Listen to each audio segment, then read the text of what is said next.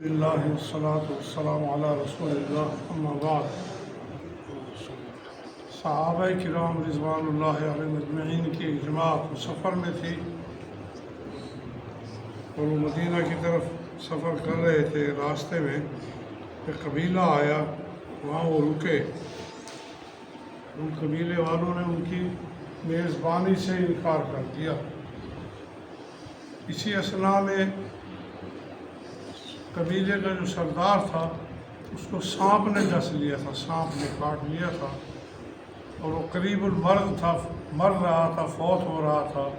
ان میں سے ان کے بندے آئے صحابہ کے پاس کہ تم میں کوئی بندہ ہے جو جھاڑ پھونک کرنے والا ہو، دم کرنے والا ہو؟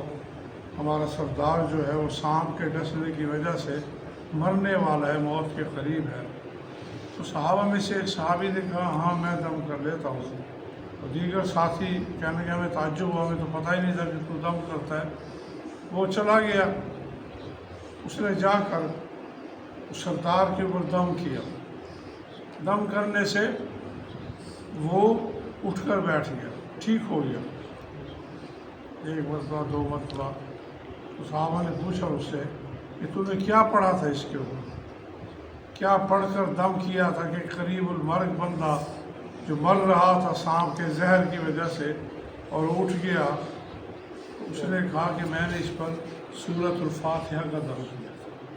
سورہ فاتحہ پڑھ کر اس پہ میں پھونکتا رہا، اللہ تبارک و تعالیٰ نے اس کی برکت سے اس کو ٹھیک کر دیا۔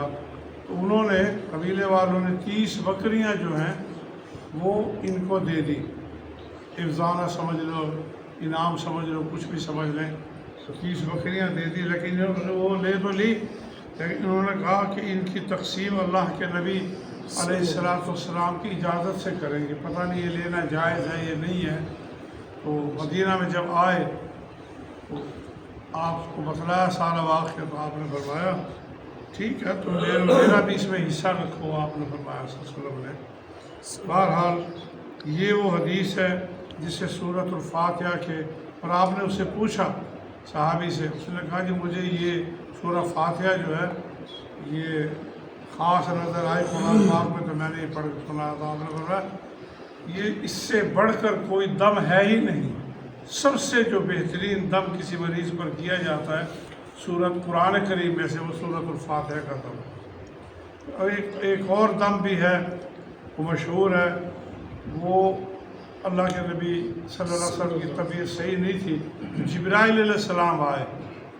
جبرائیل علیہ السلام نے آ کر پوچھا آپ بیمار ہیں؟ اللہ کے نبی سے پوچھا صلی اللہ علیہ وسلم سے، آپ نے فرمایا ہاں میں بیمار ہوں۔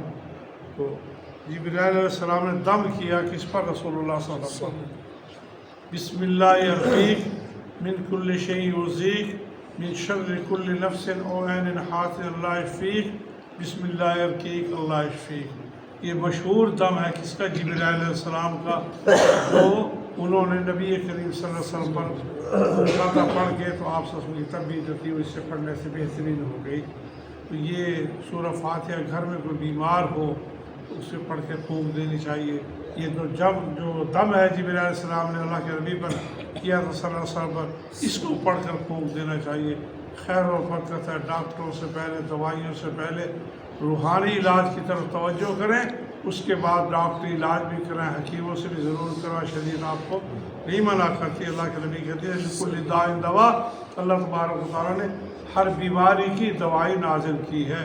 جو کہتے ہیں بیماری لا علاج ہے، کہنا غلط ہے شریعت کے نقطہ نظر سے۔ اللہ تعالیٰ نے کوئی بیماری ایسی نازل نہیں کی جس کی دوائی نہ اتاری ہو صاحب، سوائے اس کے کہ وہ دوائی ہماری دسترس میں، ہماری پہنچ میں نہ ہو، الگ بات ہے۔